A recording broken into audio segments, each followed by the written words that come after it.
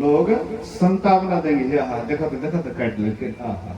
वहां पर आपको संतावना देने वाला भी नहीं होगा कोई, वहां पर आपको संतावना देने वाला भी नहीं होगा कोई, आपका साथ नहीं जाएगा नरक, क्योंकि आपने ही किया है।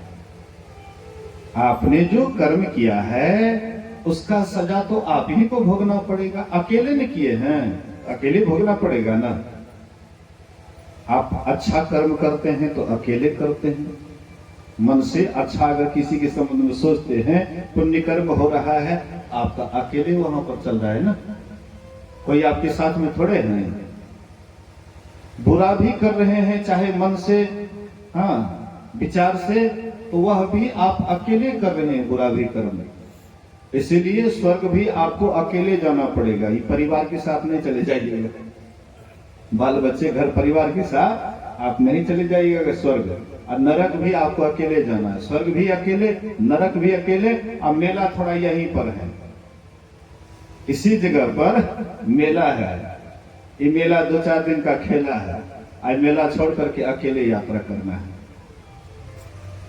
स्वर्ग का भी अकेले यात्रा करना है, नरक का भी अकेले यात्रा करना है, और मोक्ष धाम में भी जाइएगा तो वहां भी अकेले यात्रा करना है।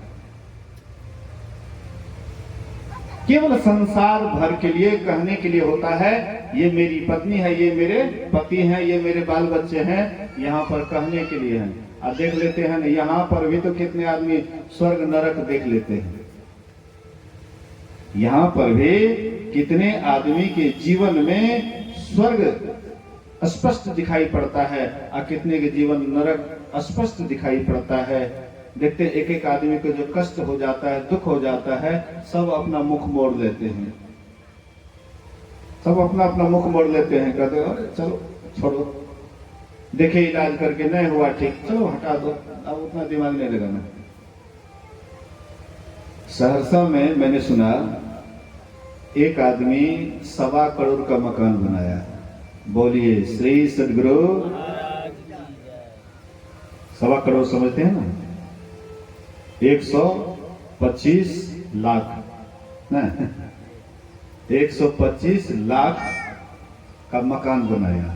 कितना सुंदर मकान बना होगा, टाइल्स, हाँ वगैरह वगैरह, मतलब खूब बढ़िया से बढ़िया, सुंदर से सुंदर मकान बनाया।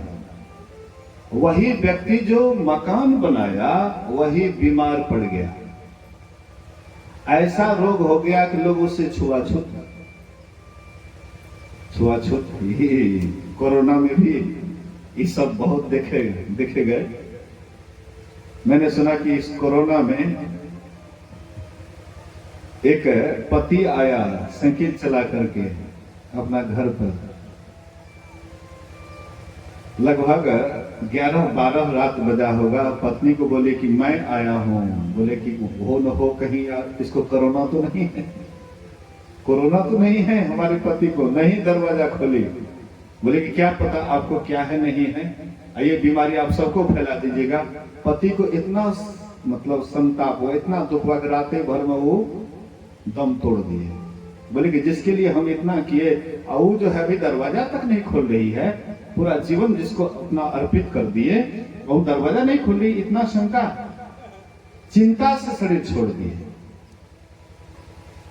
तो वही 1.25 करोड़ का जो मकान बनाया कमा धमा करके, और जब बीमारी हो गई तो बोले कि देखो ये तो सगरे गंदा कर रहा है, ये फर्श को गंदा कर रहा है, इतना सुंदर फर्श है, इतना सुंदर घर मकान है, पहले तो ला करके बरामदा और दी, बरामदा पर भी गंदा कर देता। बोले कि ये इसके लायक नहीं है, एक झोपड़ी बना दी हटा करके, और वहीं पर खपटा में देते थे खाने के लिए।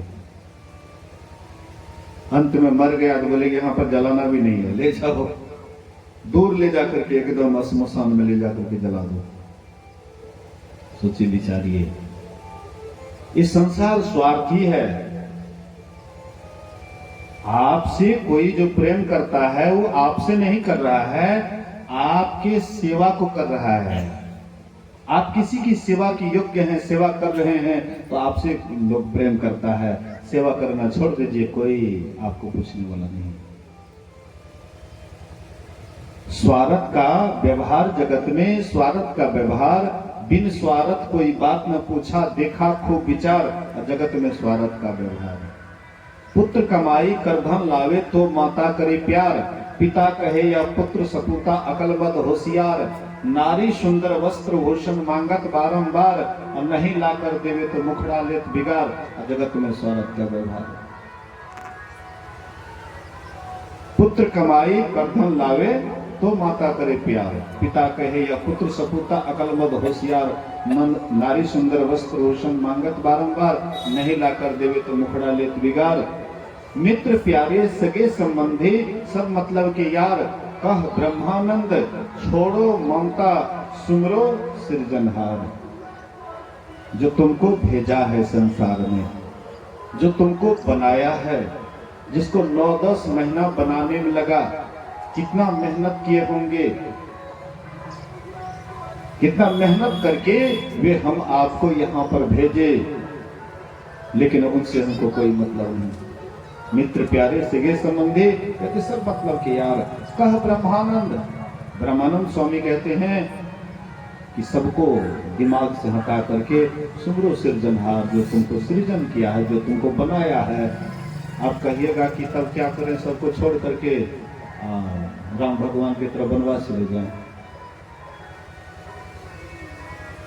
कर्तव्य निभाना है, संसार में रह करके कर्तव्य निभाना है। पति का जो कर्तव्य है वो निभाएंगे, लेकिन भीतर से चिपके हुए नहीं रहेंगे, सटे हुए नहीं रहेंगे, भीतर से अलग रहेंगे। अब बाहर से सबके साथ ही रहेंगे। शरीर है तो संसार है, घर परिवार है, घर परिवार में रहते हैं तो रहना वही है, लेकिन अंदर से अलग रहना है। जैसे जल में कमल रहती है, लेकिन जल उसे स्पर्श नहीं करता है, जल से बिल्कुल अलग। उसका जड़ कहाँ है? जल में ही है ना, कीचड़ में ही है ना। रहते हैं कीचड़ में ही, रहते हैं जड़ में ही, लेकिन वह अलग रहता है। जैसे जल मही कमलो मुर्गाई निशाने, सुरत शब्द भवसागरो तरिए नानक नाम बखाने। कहते हैं जैसे जल में कमल रहता है, वैसे तुम भी कमलवत रहो। संसार में अगर तुम सुखी रहना चाहते हो, तुम अपने आप को परमात्मा में ले जाना चाहते हो, तुम अपने आप को परम सुखी बनाना चाहते हो, बस एक ही उपाय है, यही उपाय से तुम सुखी हो सकते हो।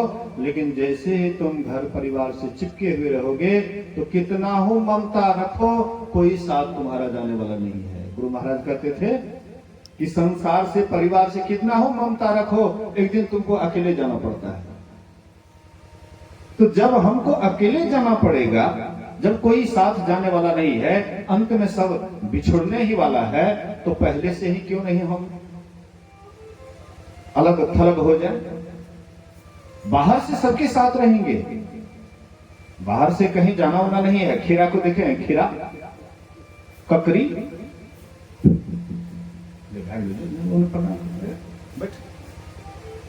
बोलिए श्री सद्गुरु। खीरा को देखे ना, भीतर से तोड़िए, एकदम दरार, बीच में एकदम दरार है, अब बाहर से लगेगा एकदम पूरा जुटा हुआ है, बाहर से पूरा जुटा हुआ, अंदर में तोड़िए एकदम दरार। कहते यही है संसार में रहने की कला। बोलिए श्री सद्गुरु महाराज की जय। कहते यही है संसार में रहने की कला। खीरा की तरह रहो, बाहर से सबसे जुट करके, अंदर से सबसे हट करके।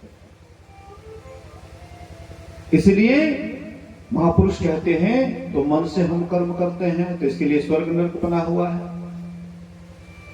वचन से किसी को सुख देते हैं या दुख देते हैं, आपके पास वही सुख दुख के रूप में वचन से ही मिलता है। आप अगर किसी को मीठी वाणी बोलते हैं, उधर से भी मीठी वाणी आता है। आप देखते हैं कोई कोई मकान में बोलिएगा, जो बोलिएगा उधर से आवाज वही है, रिटर्न होगा। आप जैसे इधर से बोलते हैं, उधर से वही लौटता है। आप किसी को प्रेम से, प्यार से अगर आप पुकारते हैं, तो उधर से भी वही रिटर्न आएगा। क्या हुआ? लौटता है। तो आप वचन जो बोलते हैं, सोच समझ करके बोलना चाहिए। मधुर वचन है औषधि, कटु वचन है तीर, श्रवण द्वार है सांचरे, घाले सकल शरीर।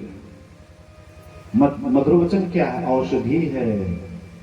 आपका तबीयत खराब है, बीमार है, बीमार से आप परेशान हैं, आप बहुत दुखी हैं, उस समय में कोई ऐसा परिवार के सदस्य जो आपके साथ बड़ी मीठी वाणी से, बड़ा प्रेम से बोलते हैं, आपको लगता है कि बीमार बहुत घट गया।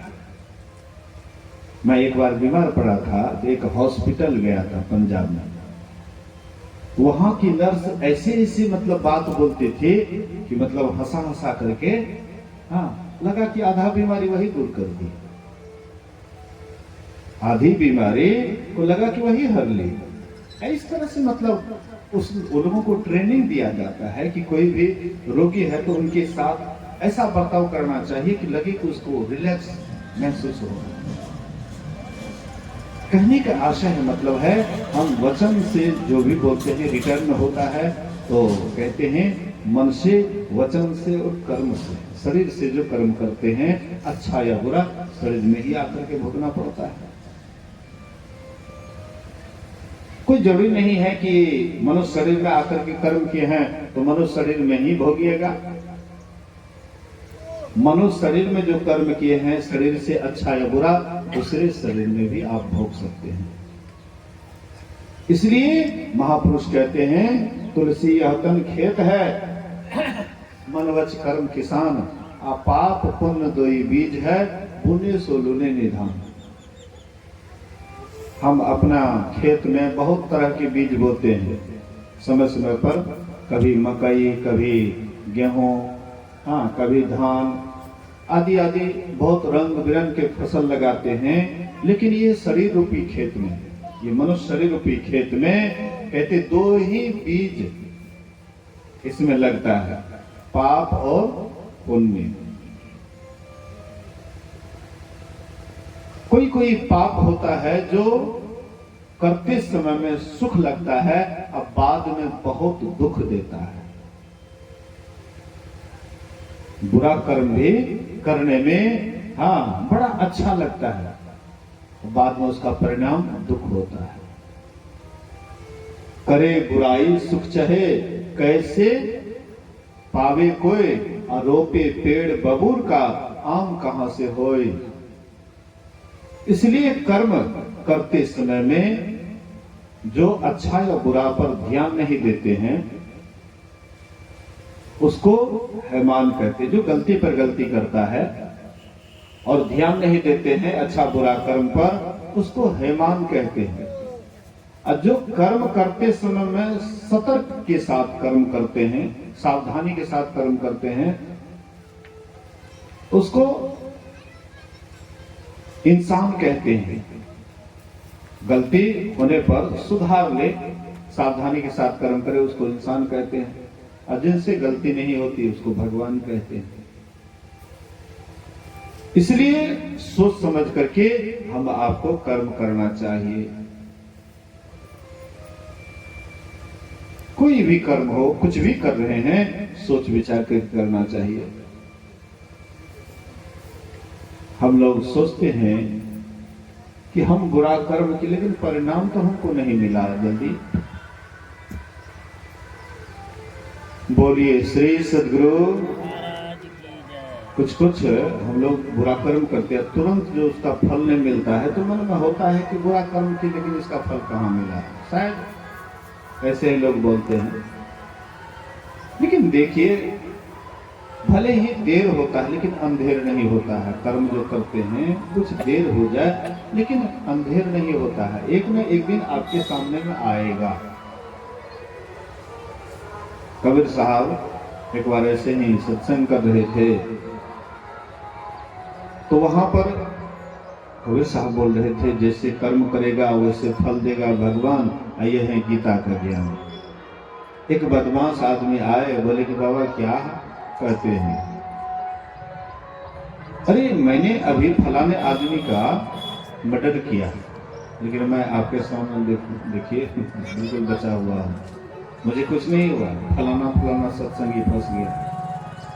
आप कहते हैं कि कर्म प्रधान है विश्व रचि राखा, जो जिस तरह तस फल चाखा। लेकिन हम बुरा कर्म के, हम आपके सामने में है, हमको कहाँ पूछे हुआ। कबीर साहब बोले कि अच्छा मैं एक मुट्ठी गेहूं का बीज देता हूँ, इसको आज जाकर के बो देना, कल जो फसल होगा लेते आना। कबीर साहब क्या बात करते हैं, अरे गेहूं को कम से कम 3-4 महीना लगेगा तभी न गेहूं होगा जी, ऐसे थोड़े तुरंत हो जाएगा। बोले कि अच्छा ये काम करो, मकई का फसल मैं एक मुट्ठी देता हूँ, उसको तुम बो करके 1-2 महीना के बाद लेते आना। बोले कि कबीर साहब आप भी कमाल करते हैं, मकई को कम से कम 5-6 महीना लगेगा तब न वह उपज करके आएगा। कबीर साहब कहते हैं कि लो एक आम का गिटली देता हूँ, इसको 4-5 महीना में जो होगा ना आम वह लेते आना। बोले कबीर साहब आप भी कमाल करते हैं, कम से कम आम को होने में कम से कम 4-5 साल लगेगा, तब फलेगा, तब हम लेकर के आ सकते हैं। बोले कि देखो मैं तुमको अखरोट का बीज देता हूँ, इसको तुम जाकर के गाड़ देना, 4-5 साल के बाद जो फल होगा वह मेरे पास लेते आना। बोले कबीर साहब आप भी कमाल करते हैं, अखरोट कम से कम 40-50 साल लगेगा, तब उससे बीज होगा, तब हम इसको ला सकते हैं। बोले कि तुम क्या सोचा कि हमने जो किया है वह कर्म का फल नहीं मिलेगा। अरे आज न कल जरूर मिलेगा। कोई कोई ऐसा कर्म का फल होता है जो इस जन्म में उस कर्म से हम बच जाते हैं, तो हम सोचते हैं कि नहीं हमको तो कुछ नहीं हुआ, लेकिन कई जन्मों तक वह कर्म का फल पीछा करता है। ऐसा महाभारत में प्रसंग आया है। भीष्म पितामह बाण के शैया पर सोए हुए थे, भगवान कृष्ण से कहते हैं कि मैंने ऐसा कौन सा कर्म किया कि आज मैं इस बाण के शैया पर सोया हूं। मैं अपने जानते हुए जब तक मुझे जिस जन्म का मुझे याद है, कई जन्मों तक मुझे याद है, लेकिन ऐसा कर्म हमने नहीं किया है। भगवान कृष्ण बोले थोड़ा और आगे जाइए,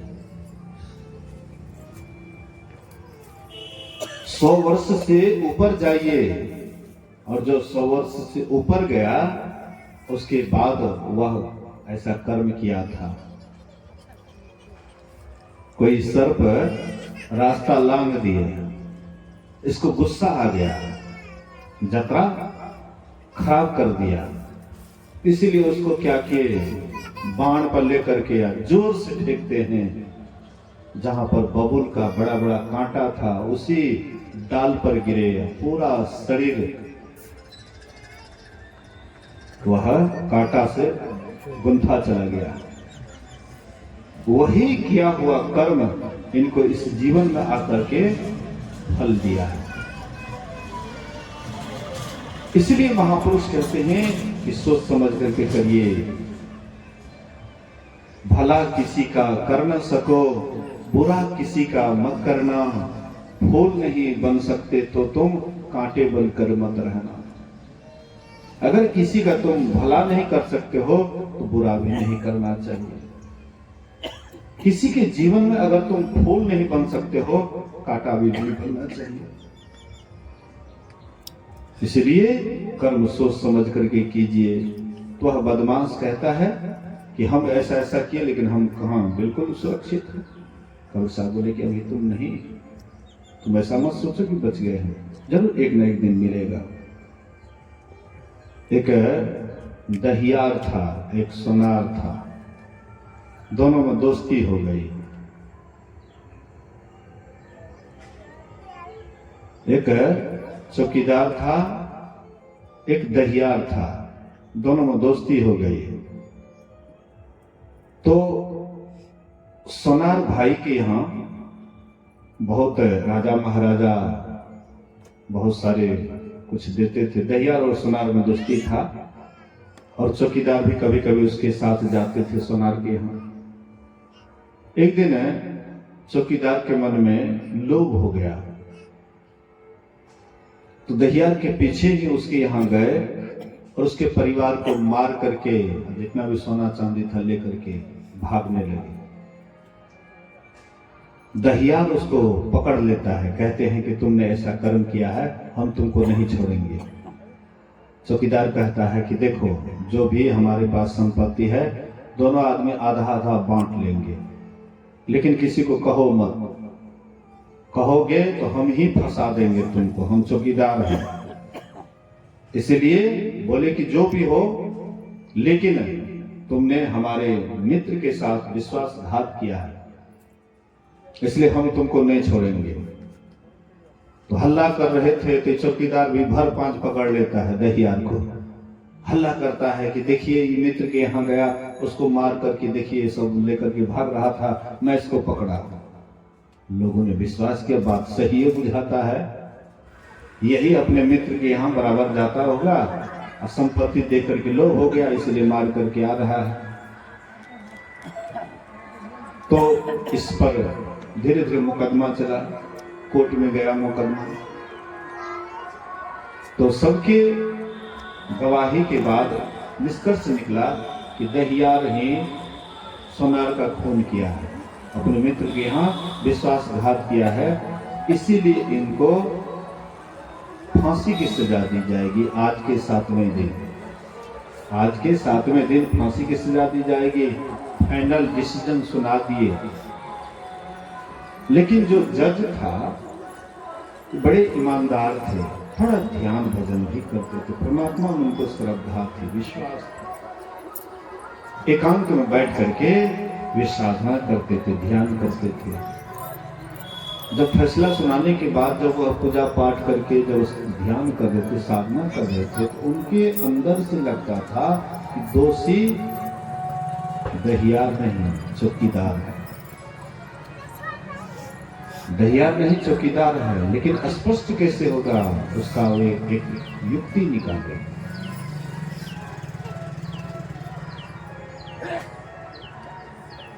युक्ति निकाले, बोले कि देखो तुम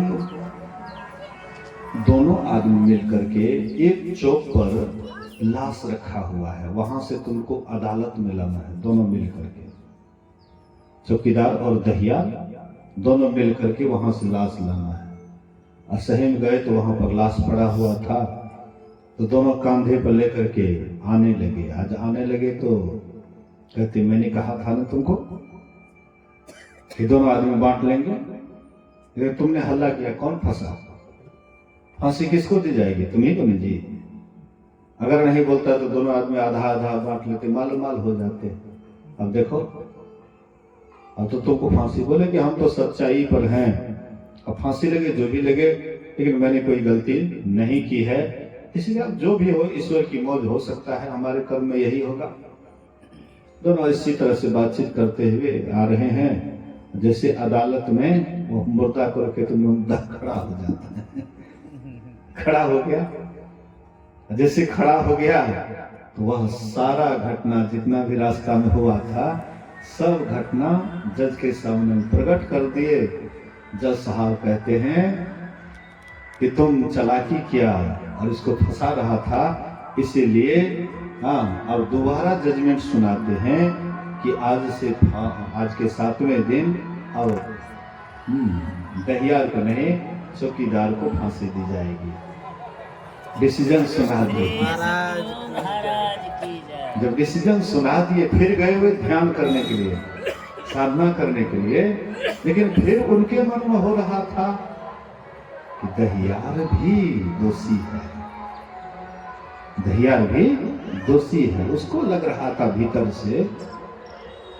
तो 7वां दिन इसको तो फुर्सत कर दिए। तो उनसे कहते हैं कि भाई तुमको तो हम फुर्सत करिए दिए, तुमको रिहा कर दिए, तुम इसमें बिल्कुल निर्दोषी ठहरा, लेकिन एक बात बताओ, तुमने कभी किसी का खून भी किया था पहले?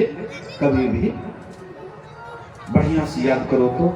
अरे तुम्हारे ऊपर अब कोनो थोड़े है, इसी तरह का तुम्हारे ऊपर क्लेम नहीं है, तुम निर्दोष हो गया, लेकिन थोड़ा सा याद करो कि तुमने कभी किसी को कत्ल नहीं किया था।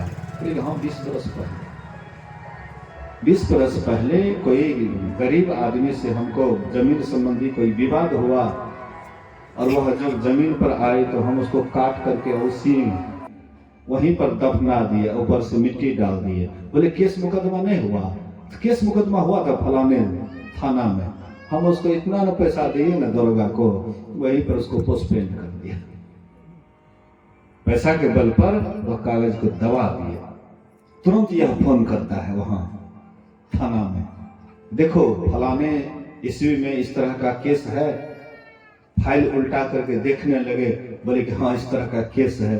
फिर से उसको जो दहियार बच गया था, ये दोनों को फांसी दी गई।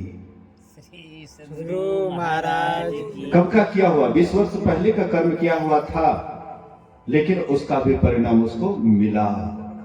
मेरे कहने का ये आशय है, हम लोग ऐसा ना सोचें कि जो भी हम कर्म कर रहे हैं उल्टा सुल्टा, ये कर्म का फल कौन देखा है?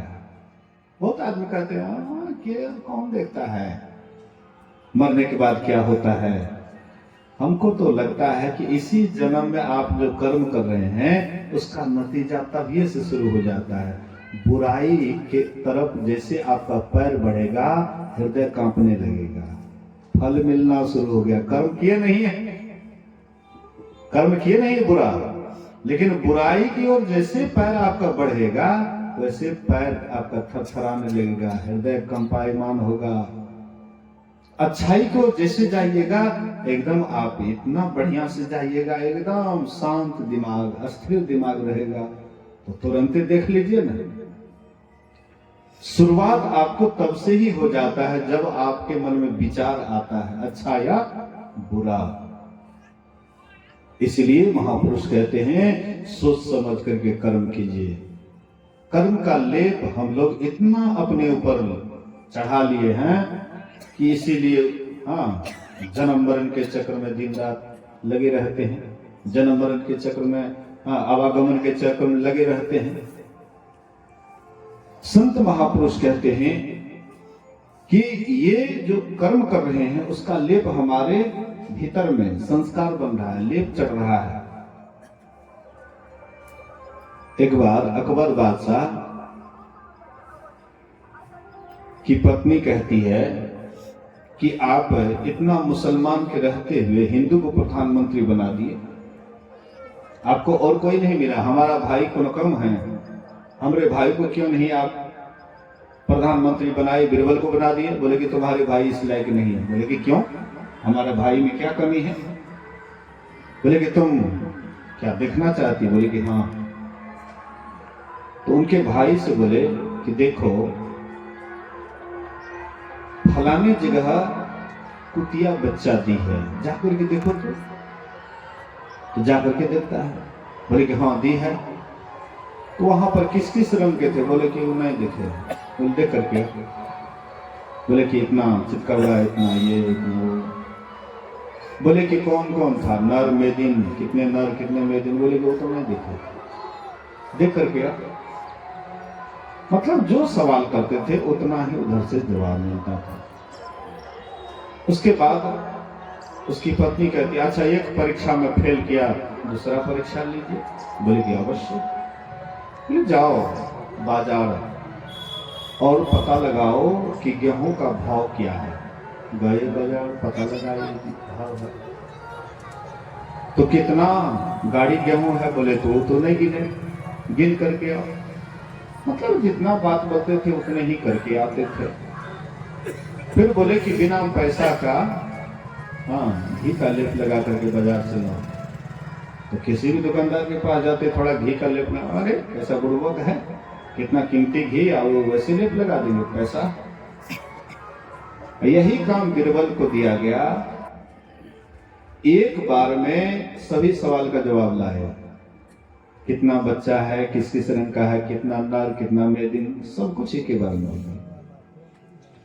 अकबर बीरबल से कहते हैं जाओ बाजार पता लगाओ, वहां गेहूं आया है। बीरबल गए बाजार, 50 गाड़ी गेहूं थी, भाव तेजी पर था। एक सेठ से बात किए, सब गेहूं बेच दिए और उसमें 5000 का मुनाफा हुआ और वह ले जाकर के शाही खजाने में रख दिए। कहते हैं कि महाराज 50 गाड़ी गेहूं थे, भाव तेज था, हमने एक सेठ से बात किया और सब गेहूं को बेच करके 5,000 मुनाफा हुआ, जिसको हम शाही खजाने में रख दिए। फिर बीरबल से कहते हैं कि बिना पैसा का लेप लगा करके आओ बाजार से। तो बीरबल गए बाजार और जा करके एक सेठ जी से कहते हैं कि हमको 2 किलो घी चाहिए। बोले कि जरूर। तो देखिए, हम अभी पैसा नहीं देंगे, अभी हम घी ले जाएंगे, पैसा नहीं देंगे। मेरी पत्नी अगर कह देगी कि सही आपका घी है, मिलावट नहीं है, तो उधर से आऊंगा, आपको पैसे दे जाऊंगा। कोई एतराज? बोले नहीं, कोई बात नहीं है, एकदम ले जाइए ना। 2 किलो घी नाप दिए, गए कुछ दूर, वहां से लौट करके आ गए। बोले कि मेरी पत्नी बोली इसमें कुछ मिलावट है, इसलिए आप अपना घी रख लीजिए। तो कितना बढ़िया से निकालेंगे तो लेप को कैसे हटा सकते हैं? लेप तो बर्तन में लगा ही रहा। बिना पैसा का लेप लगा करके अकबर के पास गए। बोले कि देखा बीरबल और तुम्हारे भाई में कितना अंतर है। हम आप भी बिना पैसे का लेप पर लेप, संस्कार पर संस्कार लगाते जा रहे हैं, जिसके कारण हम लोग 84 में कभी कुत्ता, कभी बिल्ली, कभी सांप, कभी छुछुंदर, कभी वृक्ष, पेड़ पौधे, मतलब कितने कितने योनियों में घूमते घूमते हम लोग इस मनुष्य शरीर में आए हैं। अब फिर यही लेप में अगर लगे रहेंगे, इससे महापुरुष कहते हैं ये लेप कैसे हटेगा। तो जैसे घी का लेप लगा हुआ बर्तन में, आप कितना हो कोशिश कीजिए वो नहीं हटेगा, लेकिन आग पर चढ़ा दीजिए। अग्नि पर चढ़ाने के बाद वह लेप स्वतः खत्म हो जाएगा। हाँ, मिट्टी में पहले गाय या भैंस धोते थे तो मिट्टी रखते थे, मिट्टी का कहते थे कि इसको सोन्हा दो, सोन्हाते थे, कहते थे अब फटेगा नहीं दूध। इसी तरह से महापुरुष कहते हैं कि ध्यान जब तक नहीं करिएगा, साधना नहीं कीजिएगा, ये कर्म का लेप लगते ही रहेगा, और इसलिए जन्म मरण का चक्र आपका छूटने वाला नहीं है। इसलिए उपनिषदकार कहते हैं यदि शैल समम पापम विस्तृणम बहुयोजनम भिद्यते ध्यान योगेन नान्यो भेदः कदाचन। कई योजन तक, एक योजन होता है 4 कोस का, और कहते इस तरह से कई 4 कोस तक फैला हुआ पहाड़ के समान यदि पाप हो, वह ध्यान योग से नष्ट हो जाता है।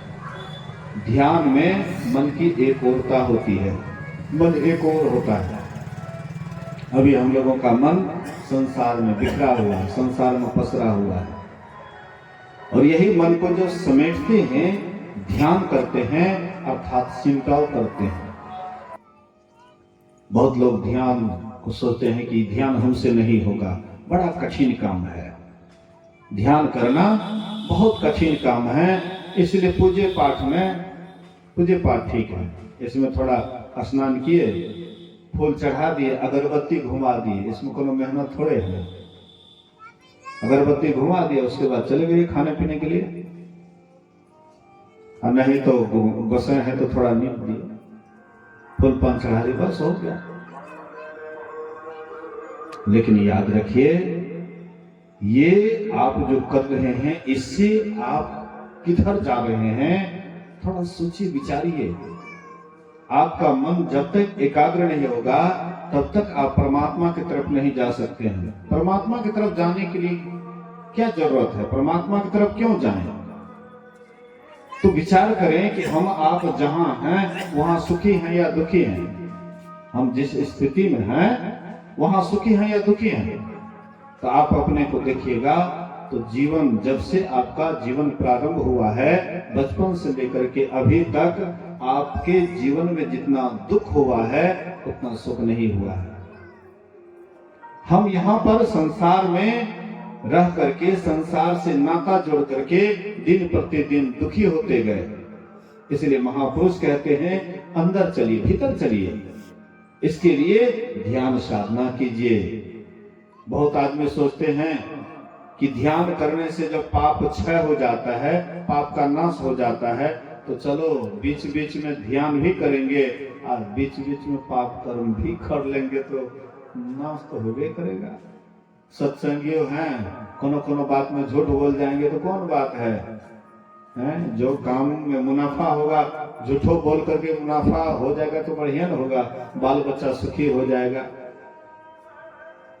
संत महापुरुष कहते हैं जब तक आप सच्चाई की ओर नहीं चलिएगा तो ध्यान में मन नहीं लगेगा। सदाचार के साथ जो ध्यान होगा वही एकाग्रता की ओर ले जाएंगे। और सच्चाई अगर नहीं है, आप झूठ बोलिएगा, चोरी कीजिएगा, नशा हिंसा व्यभिचार कीजिएगा और कहिएगा कि ध्यान में मन लग जाए, नहीं होगा। ध्यान में मन लगाने के लिए सदाचार का पालन करना है। सदाचारी के अंदर में एक आत्मबल होता है, इसलिए सदाचार 5 पाप का त्याग कीजिए। बहुत ऐसे संस्था हैं जिसमें कोई बैंड नहीं है कि आपको चोरी करना है, नशा खाना है या कुछ भी करना है, कीजिए, उससे कोई अंतर नहीं है, लेकिन इसका नाम लीजिए। लेकिन थोड़ा सा विचार कीजिए कि आप कोई भी कर्म कीजिएगा और आप बैठिएगा सत्संग में तो आपका मन कहाँ जाएगा? जिधर जो कर्म किए उधरे जाएगा। इसलिए साफ सुथरा वाला कर्म करना चाहिए, सदाचार का पालन करना चाहिए। मैं आपको ऐसा नहीं कहता हूं, जबरदस्ती थोपता नहीं हूं, आप करके देखिए ना। सदाचार का 1 महीना पालन कीजिए, 1 महीना बिना सदाचार का रहिए, देखिए दोनों जीवन में कौन जीवन बढ़िया है। आपको अपनी परीक्षा अपने आप कर सकते हैं। डायरी लिखिए, जब आप झूठ नहीं बोलते हैं तब डायरी लिखिए, और झूठ बोलते हैं तब डायरी लिखिए। देख लीजिए आपका मन कैसे होता है उस समय में। ये रास्ता कठिन है लेकिन असंभव नहीं है। सत्य परेशान हो सकता है लेकिन पराजित नहीं। सत्य रास्ता पर चलने में बड़ी परेशानी होती है। राजा हरिश्चंद्र झूठ बोल देते कि हम आपको कोई वचन नहीं दिए हैं। विश्वामित्र सपना में राजपाट दान दिए थे ना, और जब जगे तो उसके बाद गुरु आ गए तो उसको कह देना चाहिए नहीं हम कोई वचन नहीं दिए, लेकिन नहीं। इसलिए अभी तक उसका नाम है। जो भी अच्छे मार्ग पर चलते हैं, सच्चाई पर चलते हैं, उसको परेशानी होती है लेकिन बाद में उसी का नाम होता है और वही ईश्वर परमात्मा की तरफ चलते हैं। हम आपको भी ईश्वर परमात्मा की तरफ चलने के लिए एक नाम का जप, एक रूप का ध्यान, सदाचार का पालन अगर इस तरह से करेंगे तो हमारा इहलोक बनेगा, परलोक भी बनेगा। जो सत्संगी हैं, जो सदाचार का पालन करते हैं, ध्यान करते हैं, उनका भी जीवन धीरे धीरे सुखी हो जाता है। मैं एक एक सत्संगी को देखता हूं, परम संतोषी है, उधो से लेना न माधो को देना, झूठ फूट से अलग रहते हैं, ध्यान करते हैं और ध्यान में अनुभूति होती है, उसको बड़ा चैन मालूम पड़ता है, बड़ा सुख मालूम पड़ता है। धन से आपको शांति नहीं मिल सकती है, परिवार से शांति नहीं मिल सकती है, लेकिन अपने भीतर में अगर झांकिएगा, आपके अंदर में सुख का खजाना है, शांति का खजाना है। ईश्वर अंश जीव अविनाशी, अचेतन अमल सहज सुख राशि, सो माया बस भयं गुसाई, बंधे कीर मरकट की नाई। इसलिए सदाचार समन्वित होकर के ध्यान कीजिए। अगर ऐसा कीजिएगा जरूर है आपका इहलोक भी सुखी होगा, परलोक भी सुखी होगा और एक दिन वह परमात्मा में जाकर के मिल जाइएगा। आवागमन सदा के लिए खत्म हो जाएगा, फिर संसार में नहीं आना पड़ेगा। तो इन्हीं बात को सुनिए, समझिए और जीवन में उतारिए। इसी वचन के साथ मैं अपने वचन में विराम देता हूँ। आइए एक भजन, उसके बाद आरती की ओर चलेंगे। बोलिए श्री सद्गुरु महाराज की जय।